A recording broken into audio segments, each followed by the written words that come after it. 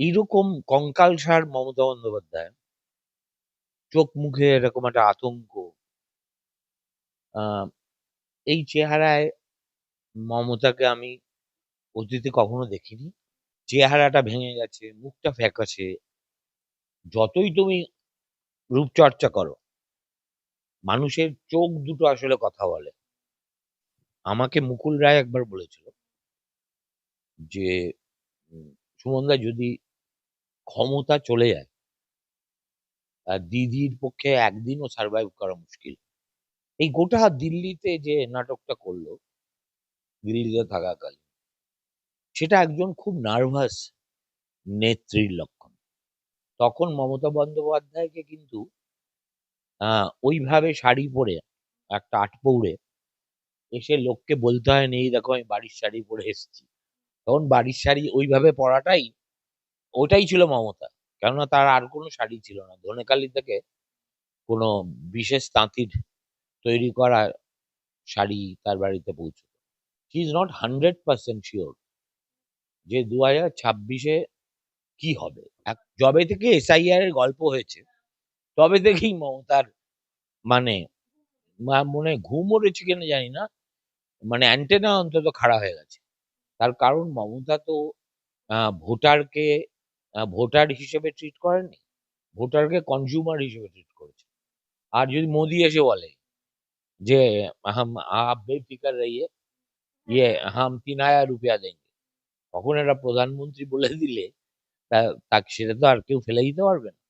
সুতরাং ভবানীপুর পাড়ার প্রতিটা ইট চেনে কিন্তু মমতা ব্যানার্জি, এ ব্যাপারে কোনো সন্দেহ নেই। এখন ইট চেনা মানেই যে সমর্থন, সেটা আরেকটা কথা। রোহিঙ্টন নারিম্যান আমাকে রিলিজ জামিন করলেন, সেটা মমতা বন্দ্যোপাধ্যায় নিশ্চয়ই টেলিফোনে বলে দিয়েছিলেন রোহিঙ্টন নারিম্যানকে যে এবার ওনাকে ছেড়ে দাও। হ্যাঁ, অনেক হয়েছে, after all he is a senior journalist. তাই নরিম্যান বলল, oh madam, okay, since you are saying, I will release him. ফাজলামি করারও তো একটা সীমা থাকে। আমি গ্রেপ্তার হওয়া থেকে আজ পর্যন্ত, 2018 সালের ডিসেম্বর থেকে আজকে 2026, এই গত 8 বছরে একজন টিএমসি লিডারের সঙ্গেও আমি কথা বলিনি। আমি ফিরে এসেছি 2020 সালে, একজন টিএমসি লিডারও আমাকে ফোন করেনি। তৃণমূল যদি বুনোল হয়, তাহলে বাঘা তেঁতুল হিসেবে বিজেপিকেই দেখে, আর আমাদের গরিবকে ভাতা দিয়ে বিছানায় শুইয়ে রেখেছে। আমাদের আহ আমরা আগে ভেতো বাঙালি ছিলাম, এখন গেঁতো বাঙালি হয়ে গেছি। পশ্চিমবঙ্গের রাজনীতিতে এই মুহূর্তে দাঁড়িয়ে সবাই ভাবছেন যে আলাদা আলাদা দল, এই যে যেমন ধরুন Humayun Kabir, ISF, CPM, Congress, BJP, Trinamool, সেই জায়গায় দেখা যাচ্ছে মমতা বন্দ্যোপাধ্যায় কি এই মুহূর্তে দাঁড়িয়ে 26-এর আগে বেগ পাচ্ছেন, সেজন্যই কি বেকার ভাতা যেটাকে চালু করেছেন উনি, যুব ভাতা, সেটাকে কি কমিয়ে আগস্টের আগে এপ্রিলে নিয়ে এলেন? অনেকেই জল্পনা দেখছেন এই মুহূর্তে মমতা বন্দ্যোপাধ্যায় কি হারার ভয় পাচ্ছেন। আমার সঙ্গে রয়েছেন দীর্ঘদিনের বরিষ্ঠ সাংবাদিক সুমন চট্টোপাধ্যায়, আপনারা প্রত্যেকেই চেনেন। কথা বলবো স্যারের সাথে। স্যার, রাজনীতির এই মুহূর্তে ছন্নছাড়া অবস্থা। মমতা বন্দ্যোপাধ্যায় কোথাও কি নিজের তরি ডোবার স্বপ্ন দেখেই আতঙ্কিত হয়ে এই আগস্টে যেটা দেবেন বলেছিলেন, ঘোষণা করে দিয়েছিলেন, সেটাকে কমিয়ে বললেন এপ্রিলেই সবার ঢুকে যাবে? দেখো, বেসিক ব্যাপার কি, মমতা যে খুব আতঙ্কগ্রস্ত হয়ে আছেন, এটা অনেক দিন ধরেই বোঝা যাচ্ছে। এটা যে উম, এই যুব যুবসাথী প্রকল্প ঘোষণার মধ্যে দিয়ে প্রথম বোঝা গেল, তা তো নয়। মমতা গত কয়েক মাস ধরেই বোঝা যাচ্ছে যে she is under tremendous stress. আমি তো মমতা বন্দ্যোপাধ্যায়কে অনেকদিন ধরে দেখেছি, ছোটবেলা থেকেই দেখেছি বলতে পারি। এইরকম কঙ্কালসার মমতা বন্দ্যোপাধ্যায়, চোখ মুখে এরকম একটা আতঙ্ক। আহ এই চেহারায় মমতাকে আমি অতীতে কখনো দেখিনি। একটা কথা ঠিক যে আমাদের সবার বয়স হয়েছে, ওরও হয়েছে, কিন্তু যতই হোক, মমতা তো স্বাস্থ্য চর্চা করে, হাঁটে, ট্রেডমিল করে। সে আমি জানি না, রূপচর্চা নিয়ে আমার কোনো মাথা ব্যথা নেই। Mamata was not looking very, what should I say, খুব নর্মাল মনে হচ্ছিল না। চেহারাটা ভেঙে গেছে, মুখটা ফ্যাকাশে। যতই তুমি রূপচর্চা করো, মানুষের চোখ দুটো আসলে কথা বলে। চোখ দিয়ে তো বোঝা যায়। আর মমতা কি বলল সে তা নিয়ে আর মানুষের মনে কোনো প্রতিক্রিয়া হয় না। সবাই জেনে গেছে যে আবোল তাবোল বলবে। কিন্তু মমতা কি করলো তার সেটা তো ইম্পর্টেন্ট। ও কি বললো তার চাইতে। এই গোটা দিল্লিতে যে নাটকটা করলো, দিল্লিতে থাকাকালীন, সেটা একজন খুব নার্ভাস নেত্রীর লক্ষণ। এবং একটা সময় আমার খারাপই লাগছিল যখন মমতা বন্দ্যোপাধ্যায়ের উত্থান হয়েছিল। তখন মমতা বন্দ্যোপাধ্যায়কে কিন্তু ওইভাবে শাড়ি পরে, একটা আটপৌরে এসে লোককে বলতে হয়নি, এই দেখো আমি বাড়ির শাড়ি পরে এসেছি। তখন বাড়ির শাড়ি ওইভাবে পরাটাই, ওটাই ছিল মমতা। কেননা তার আর কোনো শাড়ি ছিল না। ধনেখালি থেকে কোনো বিশেষ তাঁতির তৈরি করা শাড়ি তার বাড়িতে পৌঁছতো। আর মমতা কখনো ভাবছে যে আমি যদি আমার পুরনো ইমেজে ফিরে যাই, ওরকম একটা গরিব গরিব ভাব দেখাই, তাহলে মানুষের মন আমার দিকে হতে পারে। She does not know, she is not 100% sure যে 2026-এ কি হবে। এখন এই ধরনের প্যারানোয়া, এটাকে আমি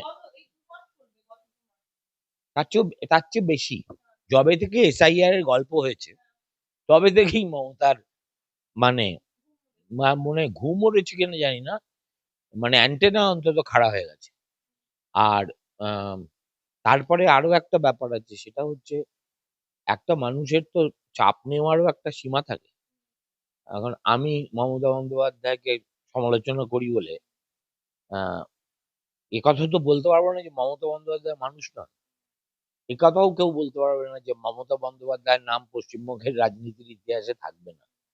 কেননা যে অসম্ভবকে তিনি সম্ভব করে এবং একা লড়ে এতগুলো লোককে সঙ্গে নিয়ে সিপিএম এর মতো একটা রেজিমেন্টেড পার্টিকে হারিয়ে তো ক্ষমতায় এসছেন, এবং নয় নয় করে 15 বছর ক্ষমতায় তো রয়ে গেলেন। এখন ব্যাপার হচ্ছে যে মমতা বন্দ্যোপাধ্যায় নিজেও কখনো স্বপ্নেও ভাবেননি যে তিনি পশ্চিমবঙ্গের একদিন মুখ্যমন্ত্রী হবেন, হয়ে 15 বছর টানা শাসন করবেন। ফলে আর 15 বছর একটা এই ধরনের দলের পক্ষে ক্ষমতায় থাকার পরে একটা, যদি ধরে নাও এসআইআর না ছিল বা কোনো কিছুই না হতো, তাহলে একটা প্রচন্ড অ্যান্টি ইনকামবেন্সির ভয় থাকে। তার কারণ মমতা তো ভোটারকে ভোটার হিসেবে ট্রিট করেননি, ভোটারকে কনজিউমার হিসেবে ট্রিট করেছে।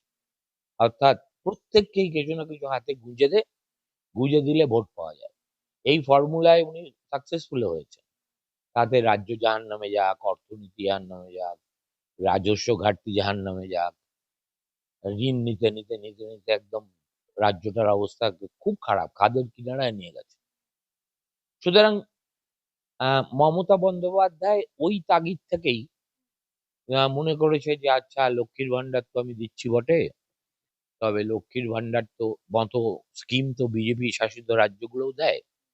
বিজেপি যদি এখানে এখন জোর গলায় বলতে শুরু করে যে আমরা 3,000 টাকা দেবো, যেটা শুভেন্দু অলরেডি বলছে, এবং গ্রামের মানুষ তো এমনিতে সহজ সাদাসিধে হয়, বা বিশ্বাস করতে শুরু করে দেবে। আর যদি মোদি এসে বলে যে হাম आप बेफिक्र रहिए, ये हम 3,000 रुपया देंगे, তখন একটা প্রধানমন্ত্রী বলে দিলে তাকে সেটা তো আর কেউ ফেলে দিতে পারবে না। তো মমতা মনে করছেন যে, এবং মমতা জানেন যে এই মুহূর্তে যে কনস্টিটুয়েন্সিটা তার উপর সবচেয়ে ক্ষেপে আছে, সেটা বিজেপি সমর্থক সমর্থক নয়, সেটা হচ্ছে বাংলার যুব সমাজ। যুব সমাজের মধ্যে যারা ক্রিম, যারা লেখাপড়ায় ভালো, যারা তারা তারা কেউ বাংলায় থাকে না। ঠিক আছে, আমি এই যে ফ্ল্যাটে থাকি, এখানে 160টা ফ্ল্যাট আছে। আহ, যতগুলো বাঙালি পরিবার আছে, বাঙালি অবাঙালি মিলিয়ে, আমি গত 3 বছরে কোনো অল্প বয়সী ছেলে মেয়েকে এই ইয়েতে দেখি না। তার কারণ এরা কেউ থাকেই না। স্কুল লেভেল হয়ে গেলেই বাবা মা বাইরে পাঠিয়ে দেয়। কেননা সবার মনে একটা বদ্ধমূল ধারণা হয়ে গেছে যে পশ্চিমবঙ্গে থাকলে কিছু হবে না। অতএব যত তাড়াতাড়ি পারিস ডিসপ্যাচ করে দে।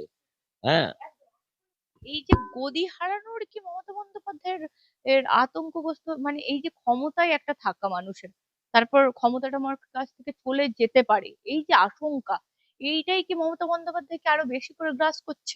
আমাকে মুকুল রায় একবার বলেছিল যে উম, সুমনদা, যদি ক্ষমতা চলে যায় দিদির পক্ষে একদিনও সার্ভাইভ করা মুশকিল। মানে হয় কি, মানুষ কিছু কিছু মানুষ, আর মমতা জানেন যে আর বাউন্স ব্যাক করার সময় তার হাতে নেই। Either she remains in power or she has to remain bid goodbye to the party, to politics. কেননা 2026-এ যাই হোক, মমতা নিজে তো জিতবেন, এ যে যতই চেঁচাক, মমতাকে হারানো খুব কঠিন। আমি জানি না মমতা যেখান থেকেই দাঁড়াবে, একটা সিটিং চিফ মিনিস্টার নর্মালি হারে না। হারলো, ওটা হেরেছে একটা, আমি বলবো অ্যাজ এ মিরাকল, ঠিক আছে? কিন্তু আর গেছেও, মানে একটু বেশি সাহস করে এমন একটা জায়গায়, ওটাকে একটু কিছুটা আত্মঘাতী সিদ্ধান্তও বলা চলে। আহ, যা নইলে দেখো, রাহুল গান্ধীর মতো লোক, সেও তো দুটো জায়গা থেকে দাঁড়াতো, অনেকেই দুটো জায়গা থেকে দাঁড়ায়। আহ, বা অখিলেশও দাঁড়িয়েছে, মুলায়ম সিং যার দাঁড়িয়েছে। আহ, না, ওই আমাদের নরেন্দ্র মোদীও দাঁড়িয়েছেন, বেনারস থেকে দাঁড়িয়েছেন, আবার ইয়ে থেকে দাঁড়িয়েছেন, তারপরে একটা সিট ভেকেট করে দিয়েছেন। তা মমতা ভেবেছিলেন যে আরে নন্দীগ্রামে আমি আন্দোলন করেছি, অমুক করেছি, তমুক করেছি, মুসলমানরা সব আমার সঙ্গে আছে। নন্দীগ্রামের সাইজেবল সেকশন অফ ভোটার্স আর মুসলিম। আর শুভেন্দু কি করবে, কালকা যোগী। ওইখানে একটু অঙ্কে ভুল করে ফেলেছেন। মমতা নর্মালি ভুল করার বান্দা নন। যেই বুঝেছিলেন যে যাদবপুরে আর কিছু করা যাবে না, 89-এ তো হেরে গেছিলেন, মালিনী ভট্টাচার্য বহু ভোটে হারিয়ে দিয়েছিল। তার ফলে তখন ওর রাজীব গান্ধী বেঁচে ছিল। রাজীব গান্ধী ওকে খুব পছন্দ করতো। রাজীব গান্ধীকে ধরে কয়ে তখন পশ্চিমবঙ্গে যেটা কংগ্রেসের সেফেস্ট সিট, দক্ষিণ কলকাতা, সেখানে সেই যে এলো, ওখান থেকে যতবার এমপি হয়েছে সব ওখান থেকেই হয়েছে। 5 বার টানা না 6 বার, I don't know. She wants a risk free election for her self. এটা হচ্ছে, এটা ওর কেরিয়ার দেখলেই বোঝা যাবে। এটাও হতে পারতো, শোভন দেবকে কেন সরাতে গেলেন? উনি ভবানীপুর থেকে সে জিতা ক্যান্ডিডেট, উনি নিজেই চলে যেতে পারতেন। যেখানে গেলেন, জায়গাটা খড়দহ। দেখো, উনি একবার, না না, রিস্কের প্রশ্ন না। রিস্কের প্রশ্ন হচ্ছে আবার এত খাটবো কেন। ভবানীপুর ওর বাড়ি। ভবানীপুর হচ্ছে হাতের তালুর মতো হচ্ছে না, প্রত্যেকটা ওয়ার্ড। ওইখান থেকেই ও বড় হয়েছে। সাউথ ক্যালকাটায় সমস্ত কনস্টিটিউয়েন্সি ও নার্স করেছে অন্তত 25 বছর। সুতরাং ভবানীপুর পাড়ার প্রতিটা ইট চেনে কিন্তু মমতা ব্যানার্জি, এ ব্যাপারে কোনো সন্দেহ নেই। এখন ইট চেনা মানেই যে সমর্থন, সেটা আরেকটা কথা। কেননা অনেক ডেমোগ্রাফি বদলে গেছে। যেমন সীমান্ত জেলার নাকি ডেমোগ্রাফি বদলে গেছে বলে বিজেপি চাচায়, তেমনি আহ, এত অবৈধ নির্মাণ হয়েছে, আমরা তো আগে দেখেছি ওটা। হ্যাঁ, আমার কথা হচ্ছে ভবানীপুর ছিল আগে, মানে যেমন উত্তর কলকাতা, ভবানীপুর ছিল উত্তর কলকাতার মতো সম্ভ্রান্ত, প্রধানত মধ্যবিত্ত বাঙালির জায়গা। এবং সেখানে মিত্র ইনস্টিটিউশন, স্কুল, কালীঘাট, আরো অনেক কিছু, এই এন্টায়ার আমাদের যে সিনেমা পাড়া, আমাদের ছেলেবেলায় ছাত্র জীবনে, ওটা ভবানীপুর। পর পর পর পর পর পর এখন তো সব তালা পড়ে গেছে। এখন ভবানীপুর আর বাঙালি একটা বড় অংশের সিনোনিমাস ছিল। এখন বাঙালিরা ওখানে মাইনরিটি যদি হয়ে যায়, আমি আশ্চর্য হব না। কেননা এই যে যারা মনে করে যে আহ, যে করে হোক আমাদের ক্ষমতা আছে, এখন বাড়িটা বানিয়ে নে, মাল কামিয়ে নে, তারা যে আসলে অনেকটা ওই তোমার এই বধিবে যে গোকুলে বাড়িতে সে হবে। বড় লোকেরা মমতাকে ভোট দেবে না, বিত্তবানেরা কেনই বা দেবে। আমাদের মধ্যবিত্তের জন্য এবং মধ্যবিত্ত ব্যবসায়ীদের জন্য she has done just nothing. Mamata Bandyopadhyay তো আপনার জন্য অনেক কিছু করেছে, আপনাকে তো ইঙ্গিতে প্রেস কনফারেন্সে বললেন, ইউটিউবে খুব বলছেন না? নাম না করলেও আমরা বুঝতে পারি ওটা সুমন চট্টোপাধ্যায়ের দিকে ইঙ্গিত, মানে খুব বিঁধছেন আপনি। না না, আমার নামে বলেছে আমাকে নাকি জেল থেকে ছাড়িয়েছে, কেমন? এবং অদৃষ্টের কি পরিহাস, এই কথাটা আমার বলার কথা, যে আমার অদৃষ্টের কি পরিহাস, যে একই কথা শুনি মন্থরার মুখে, কেমন? আমি গ্রেপ্তার হওয়া থেকে আজ পর্যন্ত 2018 সালের ডিসেম্বর থেকে আজকে 2026, এই গত 8 বছরে একজন টিএমসি লিডারের সঙ্গেও আমি কথা বলি। আমি ফিরে এসেছি 2020 সালে, একজন টিএমসি লিডারও আমাকে ফোন করেনি। ঠিক আছে, আমি ওখানে থাকাকালীন যখন হাসপাতালে আছি, আমি তো 2 দফায় অনেক মাস হাসপাতালে থাকতে বাধ্য হয়েছি শরীরের কারণে, তখন দুবার মমতা বন্দ্যোপাধ্যায় উড়িষ্যা সফরে এসেছিলেন। তার মধ্যে একবার ভুবনেশ্বরেই রাত কাটিয়েছেন। আর যত রামচা চামচা জার্নালিস্ট আছে সব গেছিল, একজনও দেখা করতে আসেনি। ঠিক আছে, কোনো প্রশ্নই নেই। তিনি আমাকে নাকি ছাড়িয়েছেন, সুপ্রিম কোর্ট থেকে আমি ছাড়া পেয়েছি। রোহিঙ্টন নারিম্যান আমাকে রিলিজ, জামিন করলেন। সেটা মমতা বন্দ্যোপাধ্যায় নিশ্চয়ই টেলিফোনে বলে দিয়েছিলেন রোহিঙ্টন নারিম্যানকে, যে এবার ওনাকে ছেড়ে দাও। হ্যাঁ, অনেক হয়েছে, after all is a senior journalist. তাই নরিম্যান বলল, oh madam, okay, since you are saying I will release him. ফাজলামি করারও তো একটা সীমা থাকে। আমি তো প্রথমে শুনিনি, কিন্তু আমার হয়ে কি, মানে যেহেতু প্রথমে এখন অনেক আহ, ছোটখাটো সব লোকেরাও, আমি শুনতে পাই যে আমার নামে নানা রকম ভিডিও বানাচ্ছে। তা আমি ওগুলোকে, আমাকে ওই সাম্প্রতিককালে একজন কেউ করেছে, নাম বলবো না কিন্তু, না 1 নম্বর, আমাকে হয়তো 20 জন পাঠিয়েছে। আমি আমার মৃত মায়ের নাম করে বলতে পারি, আমি 1 মিনিট খুলেও দেখিনি। কি, আই ডোন্ট কেয়ার, কারণ আমি এখন I am too old for all this. আমি ছোটবেলা থেকে এই ধরনের গাল খেতে খেতে বড় হয়েছি। সুতরাং এতে আমাকে কিছু টলানো যায় না। আর আমি বিজেপি কিনা, বা আমি টিএমসি কিনা, বা আমি কংগ্রেসি কিনা, সিপিএম কিনা, এটা বিচার করার একমাত্র ভার হচ্ছে আমার ভিউয়ারদের আর আমার রিডারদের। তাদের বিচারে আমি যা, আমি তাই। এবার আমি আসি পশ্চিমবঙ্গের এই যে রাজনীতি এখন যেভাবে চলছে, এই যে দীর্ঘদিন আপনি সাংবাদিকতা করেছেন, এই 26-এর মতো অবস্থা কি আগেও হয়েছিল এরকম ঢোলমাটল অবস্থা? আহ তখন আমি সাংবাদিকতা করতাম না। আমরা যখন সাংবাদিকতা করতে শুরু করি, তখন পশ্চিমবঙ্গের ভোট দুটো শিবিরের মধ্যে ক্লিয়ার ডিভিশন ছিল, left front versus Congress. Congress 41-42% vote পেত, কিন্তু সিট পেত বিধানসভায় 40টা, 42টা, 45টা।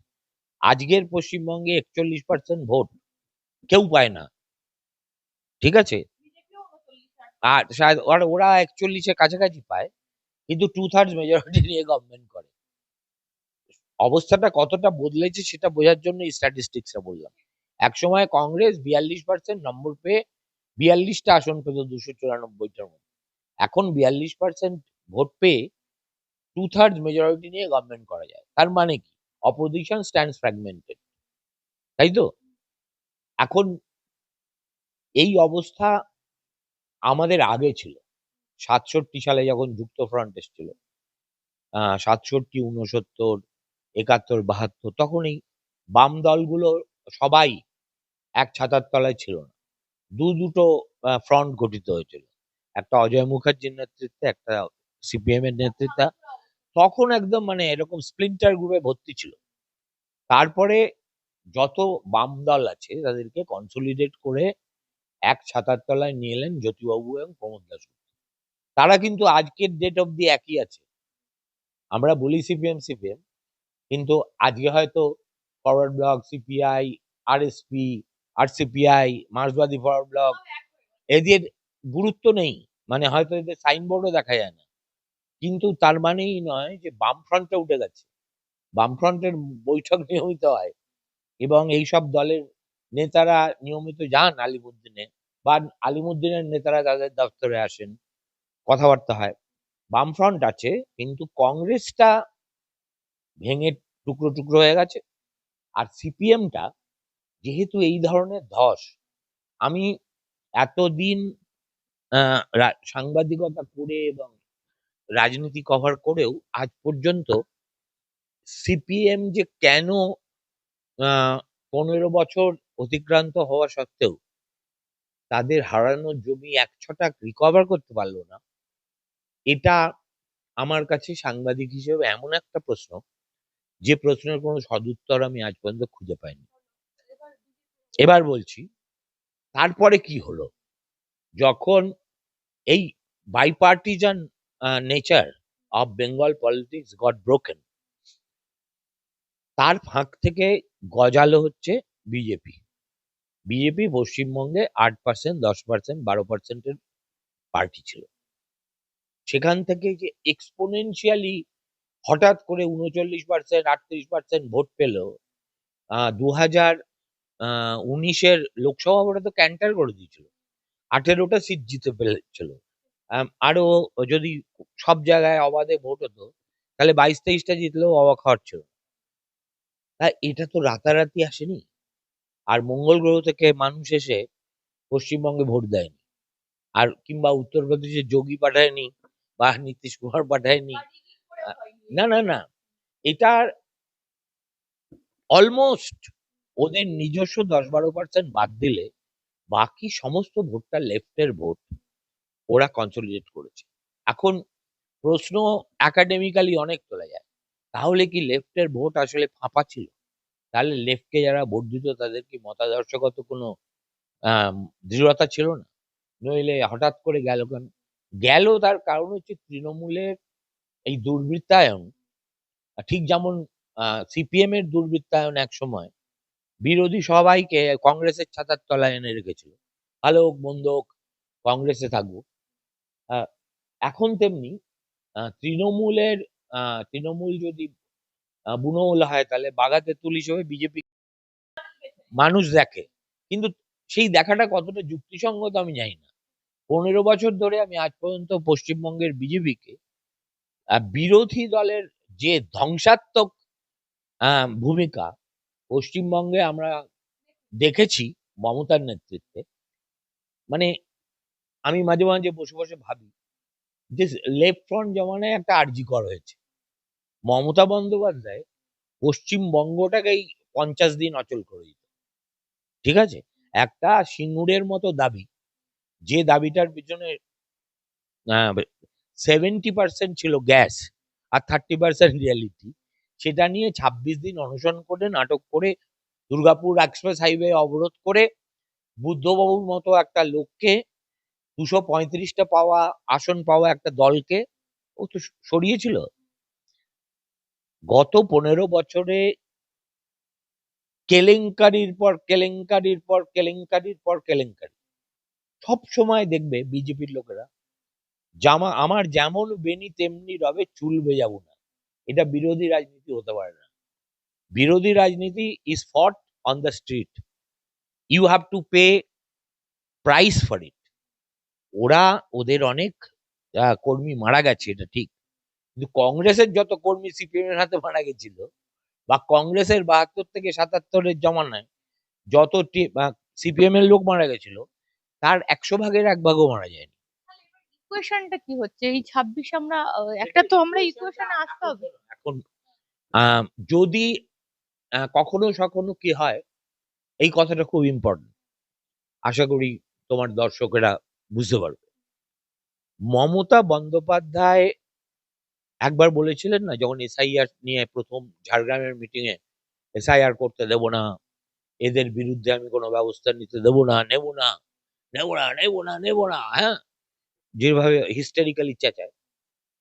এখন মমতা সিপিএম 2011 সালে যা হয়েছিল মানুষের চোখে, আজকের টিএমসি মানুষের চোখে সেই জায়গায় এসে পৌঁছেছে কিনা। 34 বছর পরে সিঙ্গুর নন্দীগ্রাম দেখার পরে মানুষ এই সিদ্ধান্ত আগেই নিয়ে নিয়েছিল, 2008 থেকেই শুরু হয় যে এনাফ ইজ এনাফ, যে যেই আসুক একে আগে তাড়া। একটা সময় আসে যখন সম্পূর্ণ নঙর্থক ভোট, কেমন কাটিং অ্যাক্রস পার্টি আইডিওলজি একটা জায়গায় গিয়ে জমা হয়। সেটা মমতা বন্দ্যোপাধ্যায়ের পক্ষে গিয়েছিল, এবং মমতা অত্যন্ত বুদ্ধিমতির মতো সঙ্গে কংগ্রেসকে রেখেছিল, এসইউসি কে রেখেছিল, মাওয়িস্টরা ছিল, এইসব দোলা সেন মার্কা প্রাক্তন নকশালরা ছিল। ফলে ও কিন্তু একটা প্যারালাল কোয়ালিশনই গড়েছিল, গড়ে লড়তে গেছিল এবং ফলও পেয়েছে। তারপরে সবাইকে লাথি মেরে দিয়েছে, সেটা অন্য কথা। এখন যেটা আমার একমাত্র জানার বিষয়, যেটা আমি কলকাতায় বসে, যেহেতু আমি এখন তার ওইভাবে ওই অর্থে সাংবাদিকতা করি না, আর যারা করে, আজকে যারা পশ্চিমবঙ্গে সাংবাদিকতা করে তাদের চেহারা দেখে আমি খুব হতাশ, একেবারে মর্মাহত বললেও কম বলা হয়। কেননা যে স্টোরিটা চোখের সামনে দেখতে পাচ্ছি, সেই স্টোরিটার আসল জায়গায় কেউ পৌঁছচ্ছে না। সবই হচ্ছে বাইট জার্নালিজম। একটা ঘটনা ঘটে, একজন লোকে জিজ্ঞেস করে, আচ্ছা উনি এই বললেন, আপনার কি প্রতিক্রিয়া? তারপরে খুব ঘাড় দুলিয়ে দুলিয়ে অ্যাঙ্কার বলে, শুনুন কি বললেন। বা ভাইস প্রেসিডেন্ট তৃণমূলের, অমুক ম্যাথর অমুক পার্টির, ঠিক আছে না, ওর বাড়ির ঝি ওই পার্টির, হ্যাঁ, যাদেরকে আমরা জীবনে কোনোদিন কথাই বলতাম না, তাদেরকে লেজিটিমেসি দিয়ে দিয়ে দিয়ে দিয়ে দিয়ে দিয়ে তৃণমূলে এক পিস ভাইস প্রেসিডেন্ট আছে, সারা জীবন কংগ্রেস করতো, কংগ্রেস থেকে গেল বিজেপি, নাম বলবো না, হ্যাঁ, এদের নাম বললেই এদের গুরুত্ব হয়। বিজেপি করলো, বিজেপিতে পারলো না অনেক দিন থেকে, তারপরে এখন মমতা বন্দ্যোপাধ্যায়ের সঙ্গে আছে। এবং এমন ভাবে বলেন, আমি জানি না, সিন্স ইউ আর এ মুসলিম, তুমি ভালো করে বলতে পারবে। আমার বাবারা বলতেন, যেহেতু পূর্ববঙ্গে থাকতেন, যে যারা নতুন মুসলমান হয়, কনভার্ট হয়ে, তারা তো এমনি মুসলমানরা 5 বার নামাজ পড়ে, নতুন কনভার্টরা 7 বার পড়ে, যাতে কমিউনিটির মধ্যে ওদের মনে হয় এই খুব ধর্মপ্রাণ লোক এসছে এক পিস, হ্যাঁ, বুঝতে পেরেছিস না? তো এরাও সেই রকম, মানে নতুন ধর্মান্তরিত মুসলিমদের মতো আচরণ করে। আর এদের কথায় সকাল থেকে রাত অব্দি টেলিভিশন শুনতে শুনতে শুনতে শুনতে মানে মানুষ একেবারে তিতি বিরক্ত হয়ে গেছে। সেই জন্যই তো ইউটিউবাররা এত পপুলার। যদি আজকে মেইনস্ট্রিম মিডিয়া আসল কাজটা করেই তো, তাহলে আমাদের কে পুষতো? তোকে কেউ পুষতো না। আর বাকি যারা করে খাচ্ছে, কেউ থাকতো না। আর আমরা কিন্তু ওইটাই করতাম মেইনস্ট্রিম মিডিয়ায়। আমি কলকাতা টিভিতে বসে, হ্যাঁ, কার্যত সিপিএম গভর্নমেন্টকে ফেলে দিয়েছিলাম সিঙ্গুর এবং নন্দীগ্রাম কভার করে। এমনকি তারার মতো পচা চ্যানেল, সেখান থেকেও রিজওয়ানুরের ক্ষমতা, আমি প্রথম ওই যে খবরটাকে ধরে এর মধ্যে যে একটা এক্সপ্লোসিভ মেটেরিয়াল আছে, সেটা কোনো শালা ধরতে পারিনি, আমি প্রথম ধরেছিলাম। তো আমার কথা হচ্ছে, সেটাই সাংবাদিকতা ছিল। এখন যদি সাংবাদিকদের স্টোরির আগে ভাবতে হয় যে আমার চাকরিটা থাকবে কিনা, হ্যাঁ, ডাকবে কিনা, আমার মালিক কিভাবে নেবে, বিজ্ঞাপন বন্ধ হয়ে যাবে কিনা, কারণ আমি এত কুৎসিত সরকার দেখিনি, এক লাইন বিপক্ষে লিখলেই বিজ্ঞাপন বন্ধ। হ্যাঁ, এইভাবে যে মিডিয়াকে মিডিয়াকে ব্ল্যাকমেল করা, এটা CPM in during its worst years, যখন সিপিএম পশ্চিমবঙ্গে একেবারে ব্যাকফুটে না, মানে একদম আগ্রাসী ভূমিকায়, মিলিটান্ট ট্রেড ইউনিয়নিজম, C2 আনন্দবাজারে 54 দিন স্ট্রাইক করে দিয়েছিল গায়ের জোরে, কিন্তু কখনো বিজ্ঞাপন বন্ধ করেনি, কোনোদিন কোনো পুলিশ অফিসারের চিঠি আমাদের খেতে হয়নি। আর এ তো শুধু চিঠির উপরেই বাঁচে, হয় চিঠি পাঠাবে, নয় তুই যদি পলিটিক্স করতিস তোকে গাঁজার কেস দিত। আজকের ডেটে আমি শুনেছি 282টা গাঁজার কেস দিয়েছে উত্তরবঙ্গে এই কয়েকদিনের মধ্যে, এবং একদম টার্গেটেড। বিজেপির ওই ছেলেটা বুথে বসবে, হ্যাঁ, ওকে ঢুকিয়ে দাও। আর এনডিপিএস এমন জিনিস যে 6 মাসের আগে জামিন নেই, তো মাথা কুটে মরুক। মাথা ঘামাতেও চাইবে না, না, এনডিপিএস কেস, ও মাদক কেসের কেস, ভয়ে, হ্যাঁ, মানে একটা বিশাল ব্যাপার। বিশাল ব্যাপার। সুতরাং মানে ওই একটা পয়েন্টের উপর নির্ভর করছে মানুষ কতটা বিরক্ত।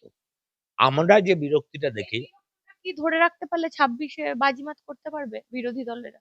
যদি মানুষ, সাধারণ মানুষ মনে করে যে দিদিকে অনেক সুযোগ দেওয়া হয়েছে, দিদি নিজের আর নিজের দলের লোকেদের পকেট ভারী করা ছাড়া আর কোনো কাজ করেনি, আর আমাদের গরিবকে ভাতা দিয়ে বিছানায় শুইয়ে রেখেছে। আমাদের আহ, আমরা আগে ভেতো বাঙালি ছিলাম, এখন গেঁতো বাঙালি হয়ে গেছি। হ্যাঁ, এতটাই গেঁতো যে গ্রামের পর গ্রামে না, আজকে যদি মানরেগার কাজ শুরুও হয়, কাজ করার লোক পাওয়া যাবে না। কেননা যারা দক্ষ, শক্ত, সামর্থ্য, তারা 5 গুণ বেশি দৈনিক মজুরিতে বাইরে কাজ করে। আর যারা যে বুড়ো হাবড়ারা পড়ে আছে, তারা দিব্যি আছে বাড়িতে, টাকা পায় 5 কিলো করে ফ্রি রেশন। এসব রেশনটা দেয় কিন্তু মোদি। হ্যান্ডও পাবেন না গ্রামে, কারণ কেন, মেয়েরা তো এখন গ্রামে আর লোকের বাড়িতে কাজ করে না। আর কেন করবে? তাদেরও তো আত্মসম্মান আছে। এতদিন করতো তার কারণ হচ্ছে তাদের ক্ষুণ্ণবৃত্তি করার জন্য। এখন যখন ক্ষুধা প্রশ্নটাই মিটে গেছে, আর যে যত গরিব তার তত কম চাহিদা, ঠিক আছে না? সেই জন্যই বাংলার, আমি বলতে পারছি না, মানে আমি না ওই রকম গণৎকারের মতো কথা বলি না। যদি মানুষ 26-এর ভোটটাকে গণভোটে রূপান্তরিত করে, আমাদের নর্মালি ভোট হয়, আর কখনো সখনো সেই ভোটটা গণভোটে পর্যবসিত হয়ে যায়। যেমন 71-এ ইন্দিরা গান্ধীর পক্ষে ভোটটা গণভোট, 84-তে কংগ্রেসের পক্ষে ভোটটা গণভোট। কেউ কল্পনাই করেনি।